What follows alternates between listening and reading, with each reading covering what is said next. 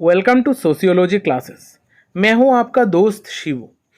आज हमारा डिस्कशन का टॉपिक है लैंड रिफॉर्म इन इंडिया, यानी कि भारत में लैंड रिफॉर्म किस तरीके से किया गया था और इसका क्या वजह थी। आज के इस क्लास में हम बहुत सारे टॉपिक को डिस्कस करने वाले हैं। पहले देखेंगे कि लैंड रिफॉर्म एक्चुअली में होता क्या है।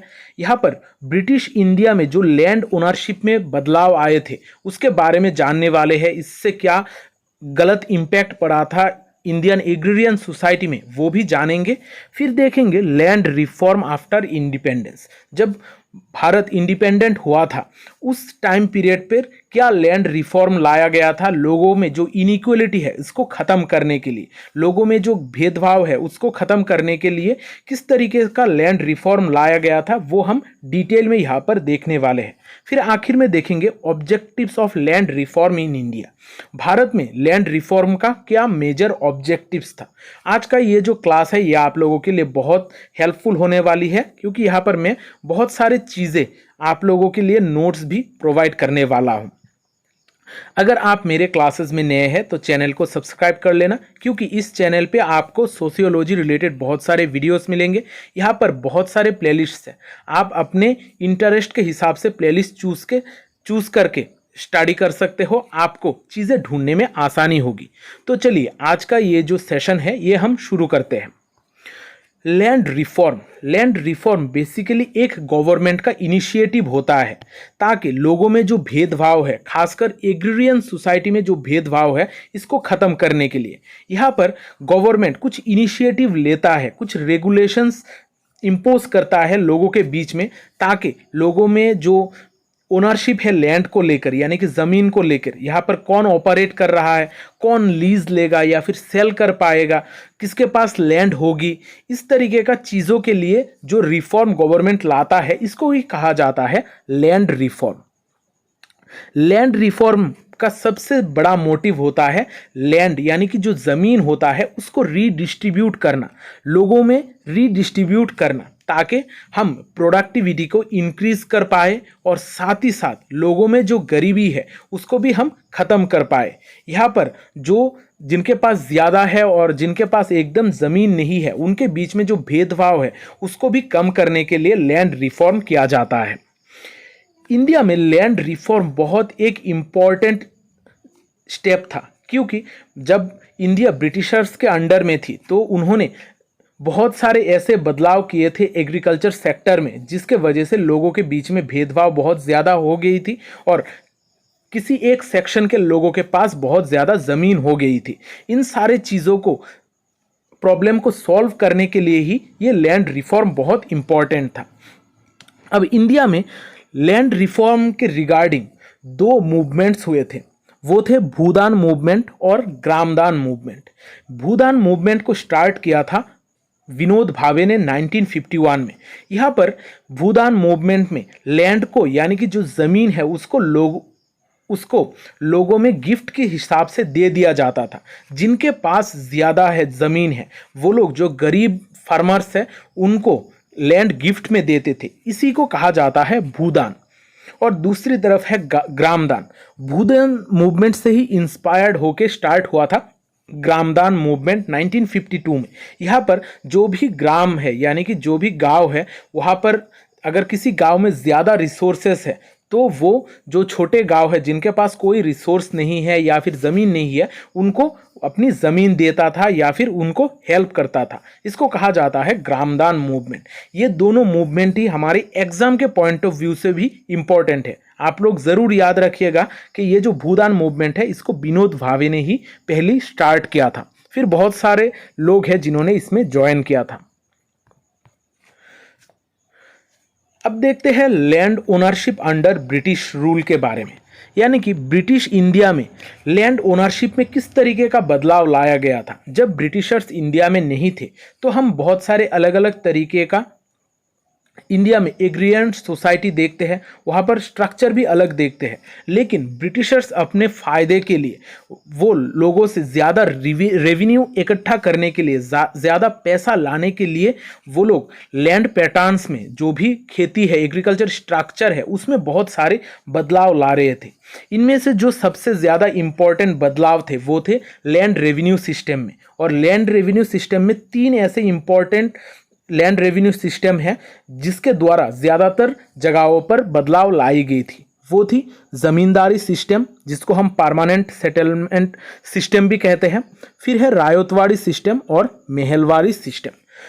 इनमें से जो ज़मींदारी सिस्टम है इसके वजह से बहुत ज़्यादा प्रॉब्लम हो गई थी, क्योंकि यहाँ पर जो ज़मीन थी उसको ज़मींदार्स को दे दिया जाता था और जो लोग वहाँ पर काम करते थे उनके पास कोई राइट नहीं था कि वो लोग लैंड को यूज़ करें। इस वजह से ज़मींदारों के पास बहुत ज़्यादा लैंड हो गई थी। इसी तरीके से रायतवाड़ी और महलवाड़ी सिस्टम भी है, जहाँ पर इन सिस्टम के वजह से जो महाजन्स थे, जो लोग लोगों को पैसा उधार देते थे, उनके पास बहुत ज़्यादा ज़मीन शिफ्ट हो गई थी। अगर हम कुल मिला के बात करें तो ब्रिटिशर्स के वजह से एक सेक्शन ऐसा हो गया था कि जिसके पास बहुत ज़्यादा ज़मीन है, और दूसरा एक ऐसा सेक्शन के लोग हो गए थे जिनके पास ज़मीन बहुत कम थी। यहाँ पर भेदभाव बहुत ज़्यादा बढ़ गया था ब्रिटिश इंडिया में।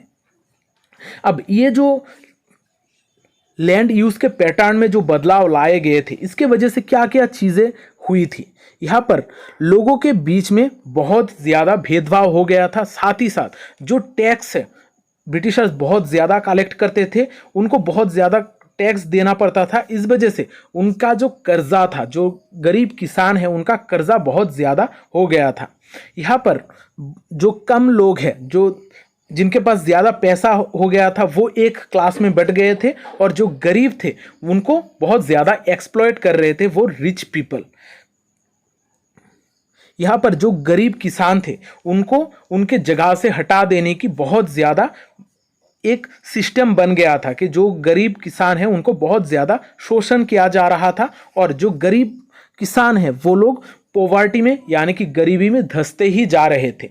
ये सारे जो प्रॉब्लम है ये ब्रिटिश टाइम पीरियड पर शुरुआत हुई थी, लेकिन धीरे धीरे टाइम के साथ इंडिया इंडिपेंडेंट हुआ। लेकिन ये जो एग्रीरियन स्ट्रक्चर में ब्रिटिशर्स ने बदलाव लाई थी, इसका कुछ प्रॉब्लम का सल्यूशन निकालना ज़रूरी था।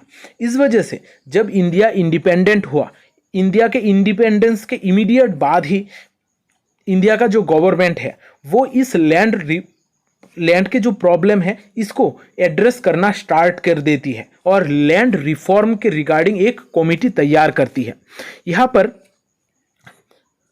जे.सी. कुमारप्पा के चेयरमैनशिप में एक कमेटी तैयार की जाती है जो लैंड के जो प्रॉब्लम्स है यानी कि ज़मीन का जो प्रॉब्लम्स है उसको एड्रेस करेगी। यहाँ पर धीरे धीरे बहुत सारे और भी कमिटीज़ बनती है, बहुत सारे और भी चीज़ें घटनाएं घटती है, लेकिन हमारे लिए इम्पॉर्टेंट है जो पहला कमेटी तैयार की गई थी वो थी जे.सी. कुमारप्पा के अंडर में। अब यहाँ पर इंडिया में लैंड रिफॉर्म बहुत ज़्यादा ज़रूरी हो गई थी, खास करके जो अलग अलग सिस्टम, रेवेन्यू सिस्टम है, इनके वजह से जो एक्सप्लॉयटेशन बढ़ गई थी, गरीब किसानों के पास कोई ज़मीन नहीं थी। अब उनके पास ज़मीन लाने के लिए, उनका जो परिस्थिति है उसमें सुधार के लिए बहुत सारे इनिशिएटिव की ज़रूरत है। यहाँ पर इंडिया में हम लैंड रिफॉर्म के 4 मेन कंपोनेंट्स देखते हैं जिसके द्वारा लोगों की जो परिस्थिति है उसमें बदलाव लाने की कोशिश की गई थी। पहला है एवोल्यूशन ऑफ द ज़मींदारी सिस्टम, यानी कि ज़मींदारी सिस्टम को ख़त्म करने की कोशिश की गई थी।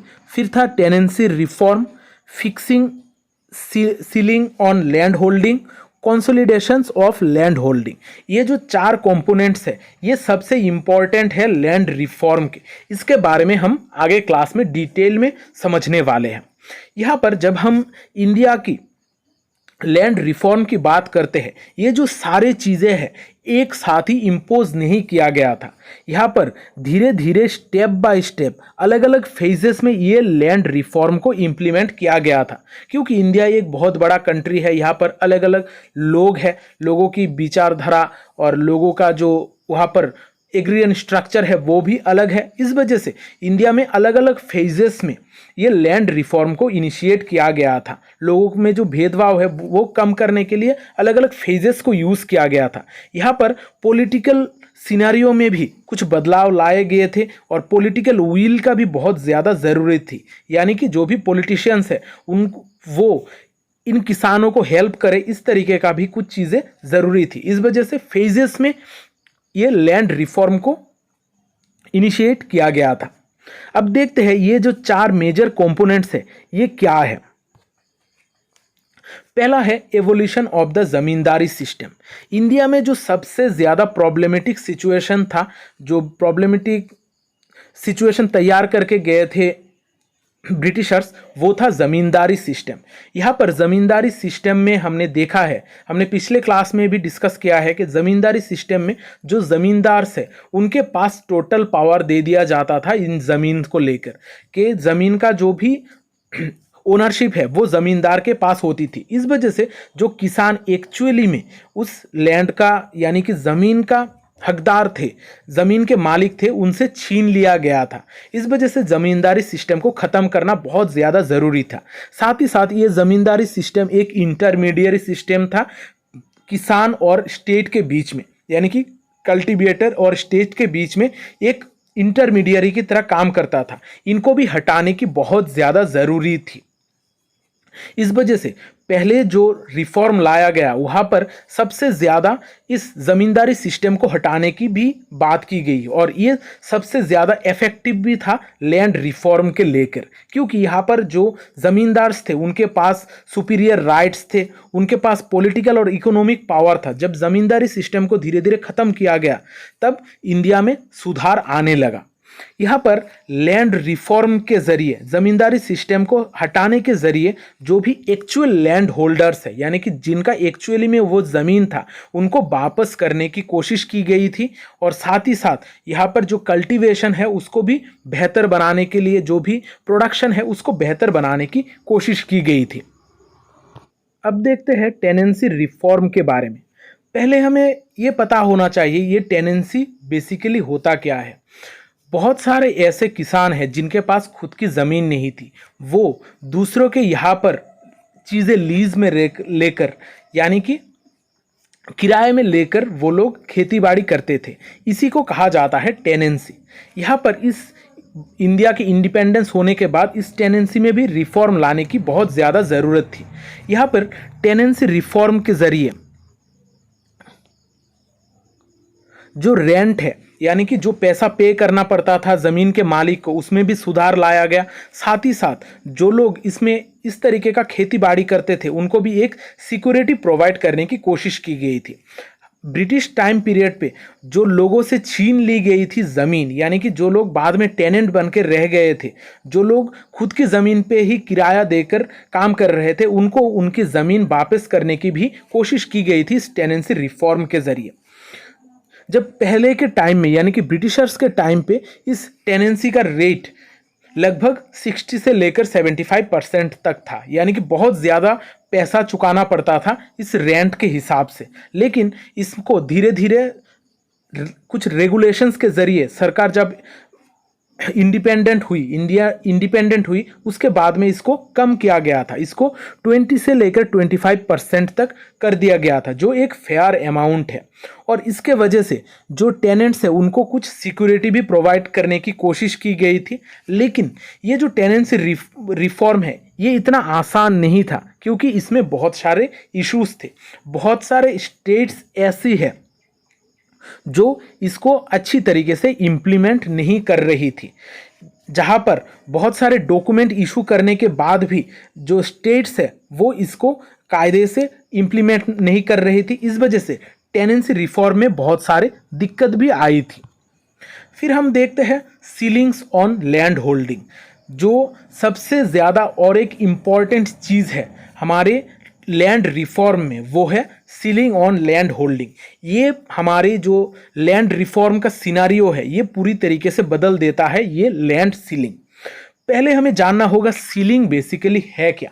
सीलिंग यानी कि कोई एक अपर लिमिट सेट करना, यानी कि कितने हद तक आप जमीन रख सकते हो, इसको कहा जाता है सीलिंग, यानी कि अपर लिमिट को एक सेट करना। यहां पर लैंड की अपर लिमिट की बात की जाती है लैंड सीलिंग में।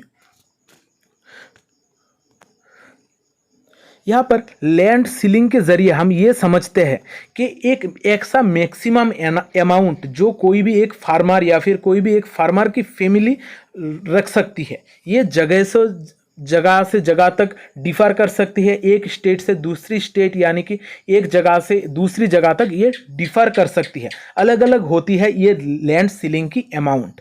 ये लैंड सीलिंग को 1961 से लेकर 1962 के बीच में इस लैंड सीलिंग एक्ट को पास किया गया था। हर स्टेट गवर्नमेंट इसको पास कर रही थी, लेकिन इस सीलिंग का जो अमाउंट है, कितने हद तक लोग ज़मीन रख सकते हैं, ये स्टेट टू स्टेट वेरी कर रहा था।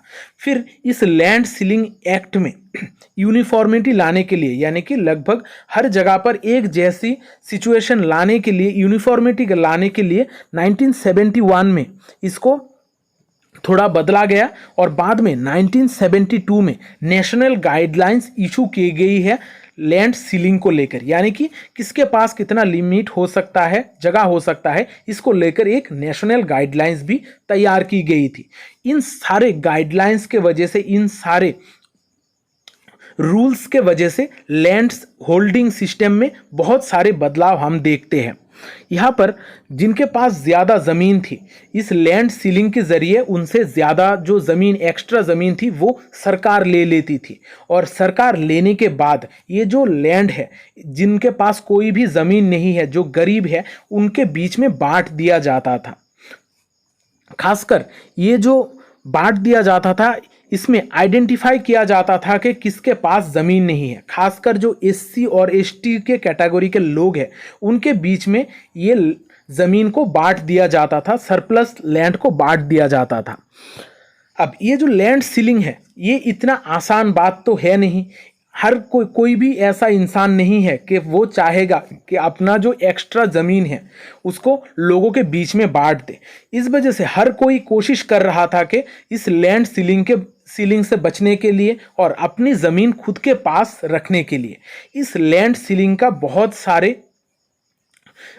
गैप्स भी थे, बहुत सारे लोपहोल्स थे, साथ ही साथ बहुत सारे ऐसे स्ट्रेटजीज जो ज़मींदार थे या फिर जिनके पास ज़्यादा ज़मीन है, वो लोग यूज़ कर रहे थे इस लैंड सीलिंग से बचने के लिए।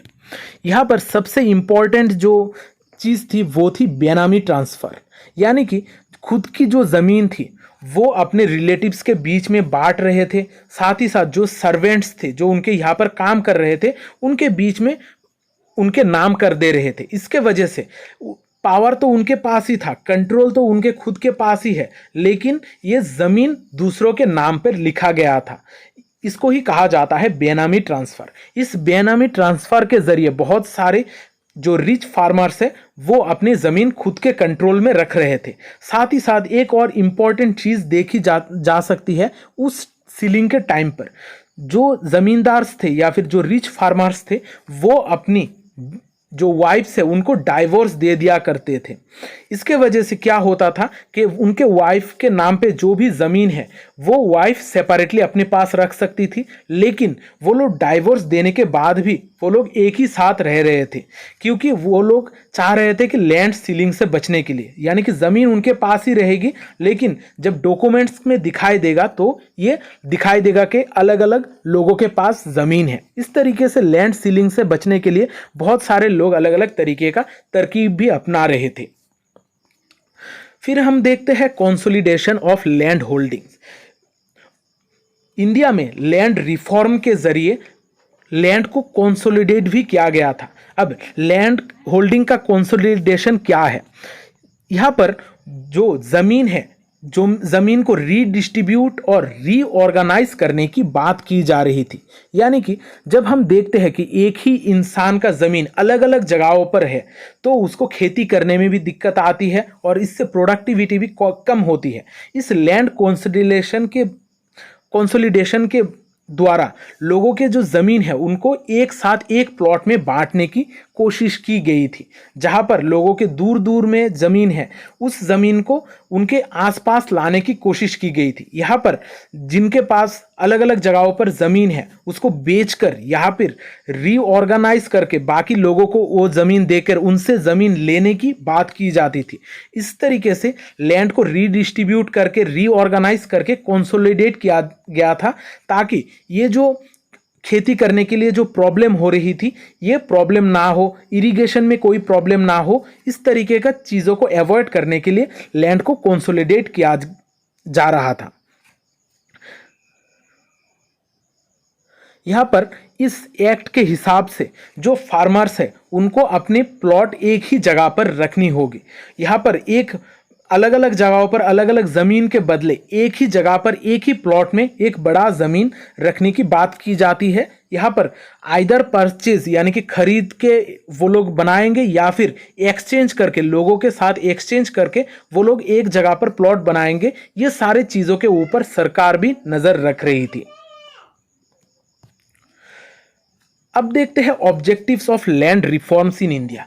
अभी तक हमने लैंड रिफॉर्म के अलग अलग चीज़ों के बारे में हमने डिस्कस की है। अब ये सारे लैंड रिफॉर्म बेसिकली क्यों किया जा रहा था, इसका मेन ऑब्जेक्टिव क्या था?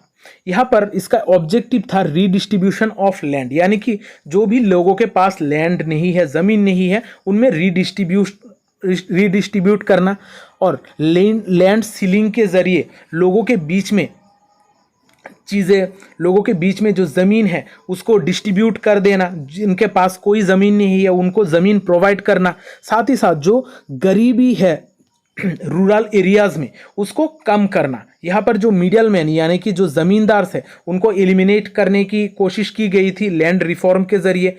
टेनेंसी को रिफॉर्म किया गया था। यहाँ पर एग्रीकल्चर का जो प्रोडक्टिविटी है उसको भी इंक्रीज किया गया था लैंड रिफॉर्म के ज़रिए।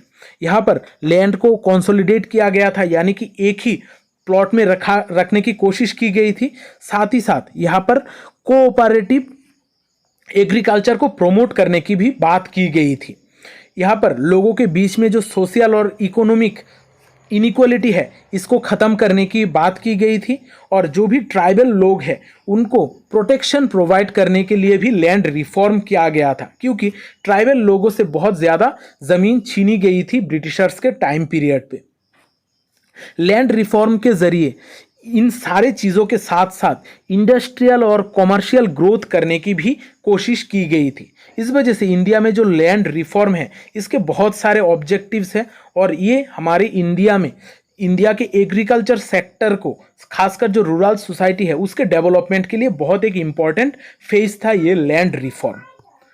तो आज के क्लास में मैंने कोशिश की है कि लैंड रिफॉर्म के रिगार्डिंग जो भी चीज़ें हैं आप लोगों को प्रोवाइड करूं। आशा करता हूं आप लोगों को हेल्प हुआ होगा। अगर क्लास अच्छा लगा है तो वीडियो को लाइक कर देना, साथ ही साथ वीडियो को शेयर भी कर देना, क्योंकि शेयरिंग इज़ केयरिंग।